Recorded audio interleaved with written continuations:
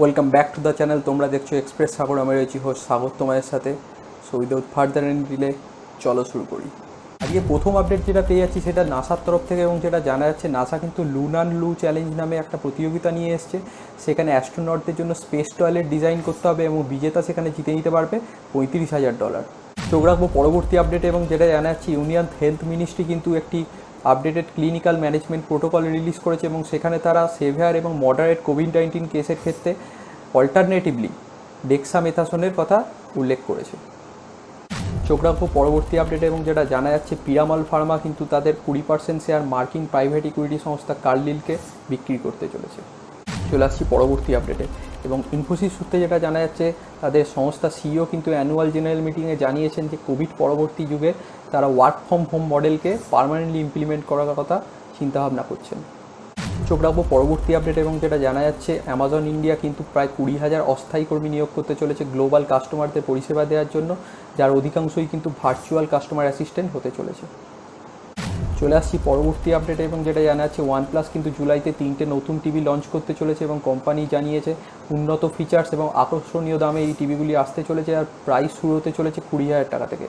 চোখ রাখবো পরবর্তী আপডেট, এবং যেটা জানা যাচ্ছে রাশিয়া কিন্তু খুব তাড়াতাড়ি ভারতের হাতে air defence system S-400 delivery দিতে চলেছে, এবং এটাও জানা যাচ্ছে সেনা সূত্রে আগামী বছর 26শে জানুয়ারি হয়তো এটার প্রথম ইউনিট ভারতের হাতে আসতে চলেছে। এক্ষেত্রে তোমাদের বলে রাখি রাশিয়ার S-400 হলো অ্যাডভান্স সার্ভিলেন্স র্যাডারের সাথে আসা অ্যান্টি এয়ারক্রাফট ওয়েপন সিস্টেম, এবং এটা ভারতের হাতে আসলে যে ভারতীয় সেনাবাহিনীর শক্তি আরও বাড়বে সেটা কিন্তু কোনো সন্দেহ নেই। চলে আসবো পরবর্তী আপডেটে, এবং যেটা জানা যাচ্ছে এয়ার এশিয়া এয়ারলাইন্সকে কিন্তু ডিজিসি এর তরফ থেকে একটা শোকজ নোটিশ পাঠানো হয়েছে। তোমরা জানো কদিন আগে পাইলট গৌরব তানেজা, যিনি কিন্তু ইউটিউবে ফ্লাইং বিস্ট নামে পরিচিত, একটা ভিডিও প্রকাশ করেছিলেন যেখানে তিনি জানিয়েছিলেন এয়ার এশিয়া এয়ারলাইন্সের যাত্রী নিরাপত্তা নিয়ে কী ল্যাকিং আছে। এখন দেখার বিষয় ডিজিসি এটা কী ভাবনা চিন্তা করছে এবং কী ব্যবস্থা নেয়। পরবর্তী আপডেটের দিকে নজর রাখবো। টিকটকের সাবস্টিটিউট মেড ইন ইন্ডিয়া চিঙ্গারি কিন্তু লঞ্চ করে গেছে, এবং লঞ্চ করার মাত্র 72 ঘন্টার মধ্যেই 5 লাখ ডাউনলোডও হয়ে গেছে। এখন তোমরা এই অ্যাপ নিয়ে কী ভাবনা চিন্তা করছো আমায় কমেন্ট সেকশানে জানাতে ভুলবে না। চলে আসবো আজকে লাস্ট আপডেট, এবং যেটা জানা যাচ্ছে বম্বে হাইকোর্ট সম্প্রতি জানিয়েছে ইসকন হলো একটা ওয়েল নোন ট্রেডমার্ক এবং একটা ক্লোথিং ম্যানুফ্যাকচারিং সংস্থা, যারা কিন্তু ইসকনের ট্রেডমার্ক ব্যবহার করছিল তাদের উপরেও পার্মানেন্ট ইনজাংশন জারি করা হয়েছে।